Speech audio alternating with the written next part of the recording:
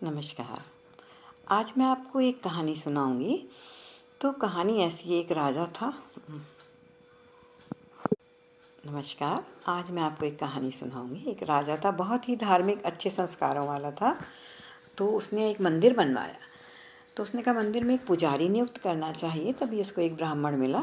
ब्राह्मण भी बहुत अच्छा, नेक विचार वाला, कभी लालच नहीं करता था, बहुत अच्छा ब्राह्मण था। तो राजा ने अपने मंदिर में उसको नियुक्त कर दिया।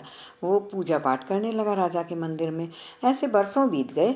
उसने कभी राजा से किसी भी चीज़ की मांग नहीं की।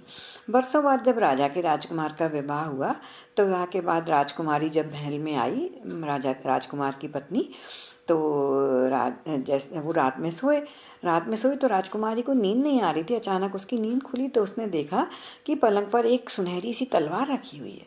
वो तलवार देखकर उसने तलवार को समझ में नहीं आया कि सुनहरी तलवार किसने। उसने तलवार उठाई तो तलवार बहुत चमकदार, जड़ाऊ नगों से जड़ी हुई थी। तो उसने तलवार पकड़ी, जैसे ही पकड़ी तो वो राजकुमार के ऊपर गिर गई और राजकुमार का गला कट गया। अब राजकुमार मर गया। राजकुमार की पत्नी बड़ी दुखी हुई कि मेरे माता पिता और मेरे सास ससुर सबको, मुझको कितना बड़ा शाप लगेगा और मेरी बेइज्जती होगी, मैं क्या करूं। तो वो रोने लगी और बहुत विलाप करते हुई बाहर सबसे बोली, मेरे पति को किसी ने मार दिया है और जिसने मारा है मैंने मंदिर में जाता हुआ देखा। सभी लोग मंदिर में गए तो वो पुजारी जी पूजा कर रहे थे। पुजारी जी पूजा करते हुए देख के उनको लगा कि पुजारी जी तो ऐसा काम कर नहीं सकते, बहुत नेक इंसान है। पर पुजारी, कुछ लोग बोले नहीं नहीं, जब मंदिर में उसने जाते देखा तो पुजारी जी ही हैं।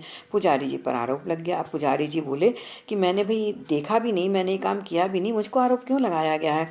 लेकिन किसी ने माना ही नहीं और राजा ने आदेश दिया कि इनके हाथ काट दिए जाए। उनके हाथ काट दिए गए। तब वो बड़े दुखी हुए, बोले मैं इतना ईमानदार होके मेरे हाथ काट दिए गए।